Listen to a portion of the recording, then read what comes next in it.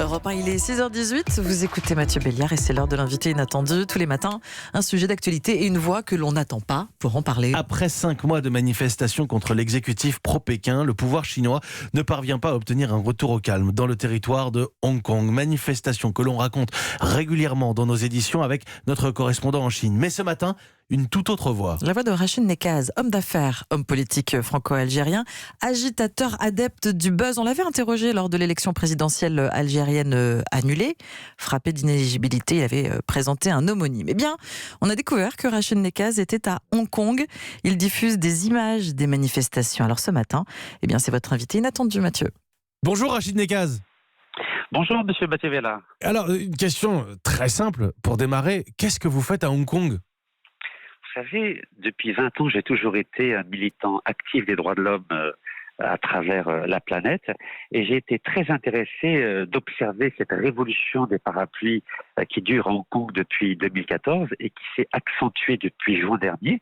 Et pour moi, c'est un laboratoire formidable de la façon dont un peuple essaye de s'organiser pour défendre les libertés publiques. Et en tant qu'Algérien, comme vous le savez, depuis 9 mois, il y a une révolution citoyenne pacifique. J'ai voulu savoir si on pouvait s'inspirer du modèle hongkongais pour réussir notre révolution citoyenne en Algérie. Mais pourquoi ? Pour importer ce modèle des parapluies en Algérie ? Déjà pour observer, analyser, rencontrer les acteurs locaux et pourquoi pas importer ce modèle que je trouve original, créatif, inventif. Quand on voit par exemple que les jeunes hongkongais ont créé une application pour savoir où il y avait des manifestations, où il y avait les forces de police, quand on voit que les Hongkongais s'organisent pour manifester tous les soirs après le travail ou après les études, alors qu'en Algérie c'est uniquement le vendredi. Mais alors, du coup, est-ce que vraiment vous pensez, Rachid Nekaz, que les choses sont comparables ? On est quand même sur 2 endroits du monde très différents, 2 histoires très différentes, des régimes différents.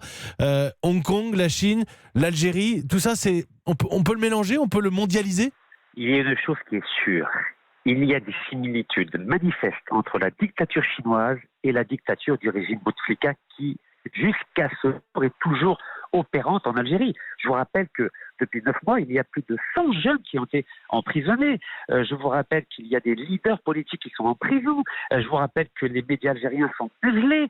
Donc oui, il y a des similitudes et oui, il y a des leçons à tirer du modèle hongkongais pour l'Algérie. Vous diriez, Rachid Nekaz, que les manifestants ou les jeunes Algériens sont naïfs par rapport aux Hongkongais ?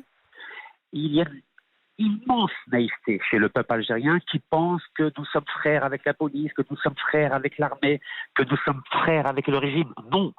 Rachid Nekaz, il y a ici un mantra, raconter le monde qui change. Et on observe Hong Kong, on observe l'Algérie bien sûr, mais on a observé aussi le Chili, la Bolivie, on a pu parler parfois des Catalans. Est-ce que dans toutes ces contestations, je pense aussi à l'Iran et à ces protestations pour le prix du carburant, qui nous rappellent nos gilets jaunes, est-ce que dans toutes ces protestations, vous voyez un dénominateur commun ?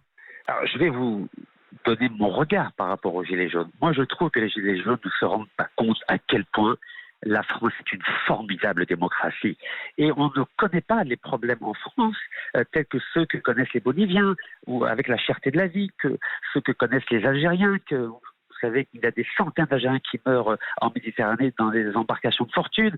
On ne connaît pas le niveau de corruption qu'il y a par exemple au Liban ou en Irak. Donc la France a une chance formidable. Mais ce que j'observe, c'est que les réseaux sociaux, et notamment Facebook, ont libéré la parole et ont permis à des peuples de s'organiser pour lutter contre la corruption de leurs gouvernants et surtout pour défendre les libertés publiques. Et c'est ce que j'observe quand on voit qu'en Bolivie, en à peine 2 semaines, le président Evo Morales, qui a été réélu grâce à la corruption électorale, est parti à quitter le pouvoir. Et malheureusement, en Algérie, ceux qui dirigent le pays depuis 57 ans ne veulent pas quitter le pouvoir, bradent les ressources gazières et pétrolières du pays aux multinationales et ne veulent pas entendre la voix du peuple algérien. Rachid Nekaz ? Ça a coupé. Bon, en même temps, on avait fait le tour de la question. Il a joué le jeu de l'invité inattendu, la révolte algérienne comparée à la révolte hongkongaise. Je le remercie encore d'avoir joué le jeu ce matin et d'avoir partagé son témoignage pour les auditeurs d'Europe.